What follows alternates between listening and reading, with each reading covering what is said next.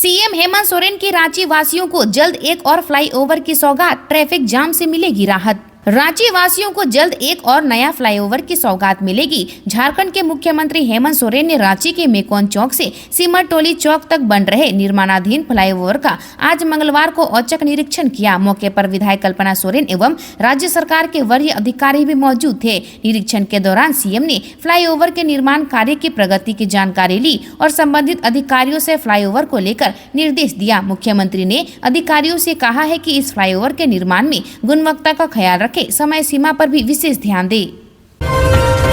5 दिसंबर को होगा हेमंत मंत्रिमंडल का गठन, सहयोगी दलों के बीच बनी सहमति। झारखंड विधानसभा चुनाव जीतने के बाद हेमंत सोरेन ने 28 नवंबर को मुख्यमंत्री पद की शपथ ली थी। उन्होंने अकेले की शपथ ली थी। किस किस विधायक को मंत्री बनाना है, इसका निर्णय नहीं होने के कारण मंत्रिमंडल का गठन नहीं हुआ था। अब इस विषय पर सहयोगी दलों के बीच सहमति बन गई है। 5 दिसंबर को हेमंत सोरेन मंत्रिमंडल का गठन करेंगे। शपथ ग्रहण समारोह राजभवन में होगा। नियम सम्मत है, पूर्व डीजीपी का हटाया जाना, पैनल पर विचार करे यूपीएससी। आयोग के नोटिस पर हेमंत सरकार का जवाब। डीजीपी के पैनल पर संघ लोक सेवा आयोग की आपत्ति का राज्य सरकार ने जवाब भेज दिया है। राज्य सरकार ने यूपीएससी के नोटिस के जवाब में कहा है कि पूर्व डीजीपी अजय कुमार सिंह का हटाया जाना नियम सम्मत था। सरकार ने भेजे गए आईपीएस अधिकारियों के पैनल पर विचार करने के लिए संघ से कहा है। राज्य सरकार की ओर से संघ को नया कोई प्रस्ताव नहीं गया है। पूर्व में भेजे गए आईपीएस अधिकारियों के पैनल पर ही जवाब भेजा गया है, जबकि इस बीच भारत निर्वाचन आयोग के निर्देश पर झारखंड विधानसभा चुनाव के दौरान प्रभारी डीजीपी अनुराग गुप्ता को हटाकर पूर्व डीजीपी अजय कुमार सिंह को ही फिर से डीजीपी के पद पर बैठाया गया था। मुख्यमंत्री पद की शपथ लेते ही हेमंत सोरेन ने अपने पुराने आदेश को दोहराया और अजय कुमार सिंह को हटाकर अनुराग गुप्ता को फिर से प्रभारी डीजीपी बना दिया है। झारखंड में पड़ने वाली है कड़ाके की ठंड, जाने 4 दिसंबर को कैसा रहेगा मौसम का मिजाज।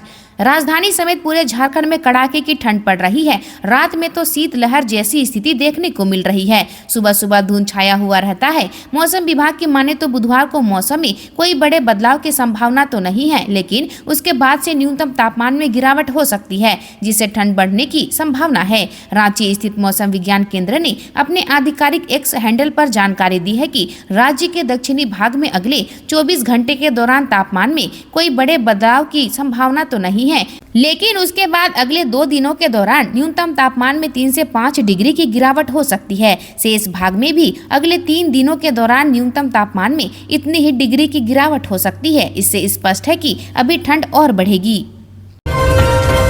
पूर्व सीएम अर्जुन मुंडा के भाई का निधन, सीएम हेमंत सोरेन ने जताया शोक। झारखंड के पूर्व मुख्यमंत्री और पूर्व केंद्रीय अर्जुन मुंडा के बड़े भाई भीमसेन मुंडा का मंगलवार तड़के जमशेदपुर टाटा मोटर्स अस्पताल में निधन हो गया। वे लंबे समय से बीमार चल रहे थे। उनके निधन की खबर सुनकर सीएम हेमंत सोरेन, उड़ीसा के राज्यपाल रघुवर दास, केंद्रीय रक्षा मंत्री संजय सेठ ने शोक व्यक्त किया। पूर्व सीएम अर्जुन मुंडा ने अपने सोशल मीडिया पर पोस्ट पर इसकी जानकारी देते हुए कहा कि व्यथित मन से बताना पड़ रहा है कि मेरे अभिभावक, मेरे बड़े भाई आदरणीय भीमसेन मुंडा जी अब हमारे बीच में नहीं रहे। यह पीड़ा असहनीय है और उनकी कमी को कोई भी पूरा नहीं कर सकता। वे लंबे समय से बीमार से संघर्ष कर रहे थे और आज प्रातः हम सभी को छोड़कर चले गए। सीएम ने कराई 5 बेसहारा बच्चों की पढ़ाई की व्यवस्था। माता पिता की मौत के बाद बच्चे हो गए थे बेसहारा, नानी को भी मिलेगी पेंशन। मुख्यमंत्री हेमंत सोरेन के आदेश के बाद 5 बेसहारा बच्चों की शिक्षा, राशन, पोषण की व्यवस्था कर दी गई है। साथ ही बच्चों की नानी को अब पेंशन भी मिलेगा। मुख्यमंत्री ने इस संबंध में चाईबासा डीसी को पीड़ित परिवार को हर जरूरी सरकारी योजनाओं से जोड़ने और बच्चों की पढ़ाई की व्यवस्था करने का निर्देश दिया था। मुख्यमंत्री को जानकारी मिली कि पश्चिम सिंहभूम के झींकपानी स्थित असुरा गाँव निवासी साहू पूर्ति और दुखी पूर्ति की मृत्यु 24 नवम्बर 2024 को हो जाने के बाद उनके 5 बच्चे बेसहारा हो गए हैं। बच्चे के देखने वाली उनकी बुजुर्ग नानी सामाजिक सुरक्षा पेंशन से वंचित है। इसकी जानकारी के बाद मुख्यमंत्री ने पीड़ित परिवार को सरकारी योजनाओं से जोड़ने और बच्चों को शिक्षा दिलवाने का आदेश दिया था। पलामू बालिका गृह यौन शोषण मामले में बड़ा एक्शन, 2 बड़े अधिकारियों को नौकरी से निकाला गया। उपायुक्त शशि रंजन ने पलामू बालिका गृह यौन शोषण कांड में बड़ी कार्रवाई की है। जांच कमेटी की रिपोर्ट पर protection officer institutional care and district child protection officer को बर्खास्त करने का निर्देश दिया है। इन अधिकारियों का दायित्व बाल गृह की मॉनिटरिंग, संप्रेषण गृह, बालिका गृह की जाँच करना तथा बच्चों का संरक्षण करना है, लेकिन अधिकारियों ने अपने दायित्व का निर्वहन नहीं किया है। साथ ही CWC को भी बर्खास्त करने की अनुशंसा सरकार से की जाएगी। इसके साथ ही गैर सरकारी संस्था विकास इंटरनेशनल को ब्लैक लिस्टेड किया जाएगा। उन्होंने बताया कि इस मामले में शामिल किसी भी पक्ष को बख्शा नहीं जाएगा। बताते चले कि उपायुक्त शशि रंजन ने सदर SDO सुलोचना मीना के नेतृत्व में 3 सदस्यीय जांच दल का गठन किया था। इस दल में जिला समाज कल्याण पदाधिकारी नीता चौहान व सदर CO अमरदीप बिल्होत्रा शामिल थे।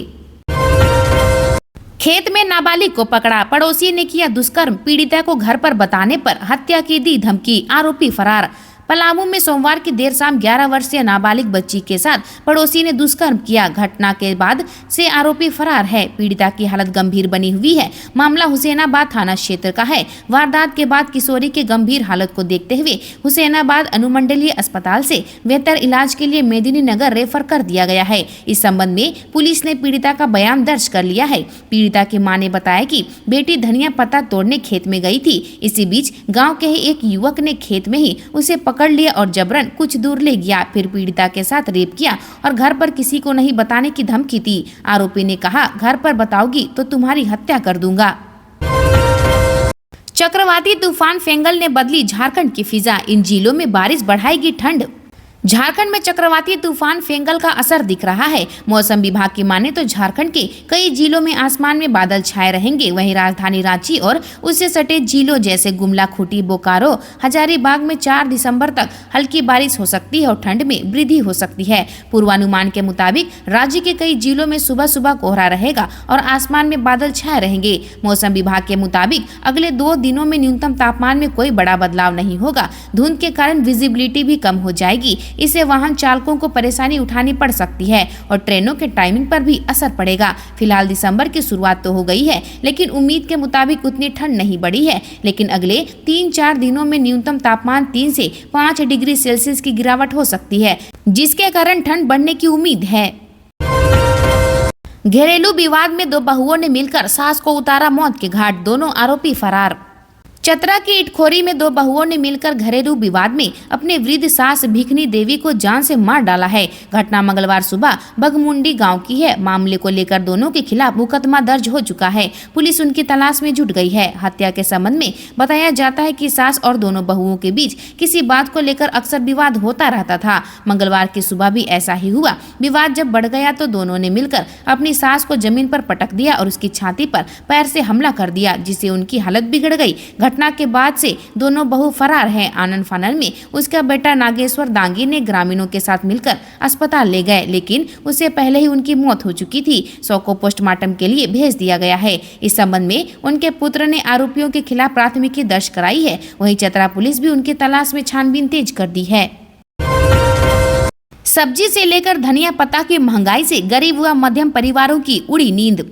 एक पखवाड़े से बाजारों में सब्जी से लेकर धनिया पत्ता, अदरक, लहसुन के दरों में अप्रत्याशित वृद्धि से आम गरीब व मध्यम परिवारों की नींद उड़ा दी है। ऐसे तबके के लोग हिम्मत करके बाजारों में कुछ भी खरीदने को आते तो हैं, पर उन्हें दामों को सुनने के बाद सामानों को देख वापस ही लौटना पड़ रहा है। बाजार में आलू, टमाटर, शिमला मिर्च, गोभी, पत्ता गोभी 60 रुपये प्रति किलो, हरा मिर्च, धनिया पत्ता 200, अदरक 300, लहसुन के भाव 400 रुपये प्रति किलो सुनकर उपभोक्ताओं के होश उड़े हैं। वहीं नरेश राम, पंकज कुमार पासवान, राम स्वरूप सिंह, पवन कुमार, अशोक सिंह, राकेश कुमार, अरविंद सिंह सहित कई ग्रामीण क्षेत्र के उपभोक्ताओं का कहना है कि विभिन्न स्तरों पर उन्हें चावल, आटा की व्यवस्था तो हो जाती है, पर कोई भी सब्जी क्रय करना उनके बूते से बाहर होने का भोजन का जायजा ही बिगड़ गया है। ई-KYC को लेकर गैस उपभोक्ताओं की उमड़ी भीड़। मेमर स्वामी इंडियन गैस एजेंसी हुसैनाबाद के नए व पुराने दोनों गैस उपभोक्ताओं का ई-केवाईसी करने का कार्य शुरू किया गया है। इसके लिए उपभोक्ताओं की लगी भीड़ में खासकर महिला उपभोक्ताओं को काफी परेशानी हो रही है। उन्हें सुबह से ही लाइन में खड़े होकर अपनी बारी आने का इंतजार करते देखा जाता है। एजेंसी प्रबंधक रंजन कुमार पर मोबाइल कॉल नहीं उठाने की शिकायत उपभोक्ताओं ने की है। उपभोक्ताओं ने कहा कि उन्हें कार्यालय आकर ई-केवाईसी करवाने का निर्देश देते हुए बताया गया कि ई-केवाईसी नहीं कराने पर उनका कनेक्शन स्वतः बंद हो जाएगा। इसके लिए उनसे gas connection card, Aadhaar card, bank passbook, mobile number साथ ही लाने को कहा गया है। उज्ज्वला या सामान्य योजना के सभी कनेक्शन धारी को ई-केवाईसी अनिवार्य रूप से कराने की सूचना प्रसारित की गई है। जहर मिला शराब पिलाकर युवक को जान से मारने का आरोप, पुलिस कर रही जांच पड़ताल।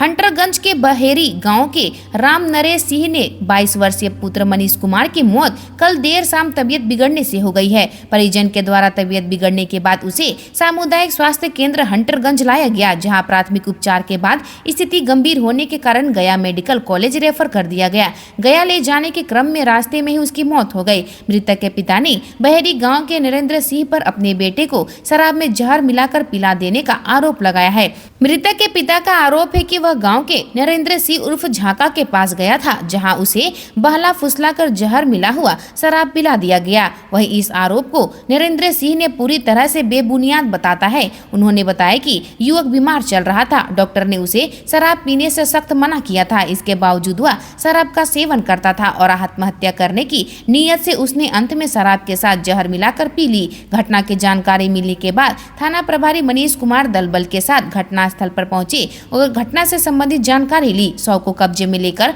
पोस्टमार्टम कराकर परिजनों को सौंप दिया गया। मौत का कारण पोस्टमार्टम रिपोर्ट के बाद स्पष्ट हो पाने की बात बताई जा रही है।